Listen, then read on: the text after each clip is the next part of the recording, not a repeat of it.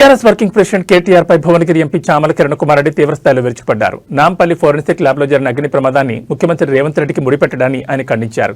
ఈ ప్రమాదం వెనుక కేటీఆర్ హస్తం ఉందేమోనని అనుమానం వ్యక్తం చేశారు. గతంలో ఎస్ఐబీ ఆఫీసులో ఫైల్స్ ధ్వంసం చేసిన చరిత్రను గుర్తు చేశారు. ఓటమి భయంతోనే కేటీఆర్ చిల్లర ప్రచారం చేస్తున్నారని చామల ఎద్దేవా చేశారు.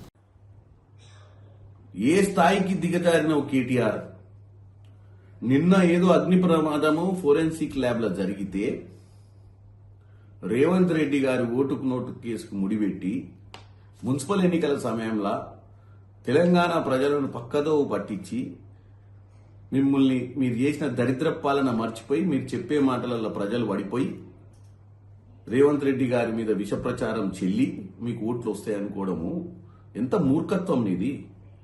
ఏం మాట్లాడుతున్నావో పొద్దున్న లేస్తే నిద్ర పట్టక ఇప్పుడు మున్సిపల్ ఎన్నికలలో కూడా ఈ చింతపండు ఇద్దని తెలిసిపోయి ఏదో అబాండాలు వేయాలని ఫోరెన్సిక్ ల్యాబ్ లో ఒకవేళ ఏదన్నా జరిగితే మీ టేపులు మీరు మాట్లాడిన మీ ఫోన్ ట్యాపింగ్ కు సంబంధించినవి అవన్నీ కూడా ఎవిడెన్స్లు ఉంటాయి అలా.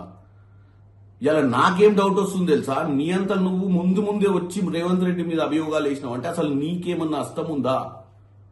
ఎందుకంటే మన చరిత్ర మొన్ననే మీరు అధికారంలో పోతుర్రని తెలిసి డిసెంబర్ 4వ తారీఖు నాడు ఎప్పుడైతే కౌంటింగ్ జరిగి కౌంటింగ్ లో మనం ఓడిపోతున్నామని తెలిసిన నిమిషంలో స్పెషల్ ఇన్వెస్టిగేషన్ బ్రాంచ్ ల సీసీ కెమెరాలు బంద్ చేసి మొత్తం పలగొట్టి ఆ ఇజ్రాయెల్ నుంచి తెచ్చిన పరికరాలన్నీ పలగొట్టి పెగాసిస్ పరికరాలు మీరు ఫోన్ ట్యాపింగ్ చేసినాయి, డాక్యుమెంట్లన్నీ ఎవిడెన్స్ లేకుండా కాల్ చేసి మిగిలిన తీసుకొని మూసీ నదిలో పడేసిన చరిత్ర నీది. ఇవాళ ఏమైనా జరిగి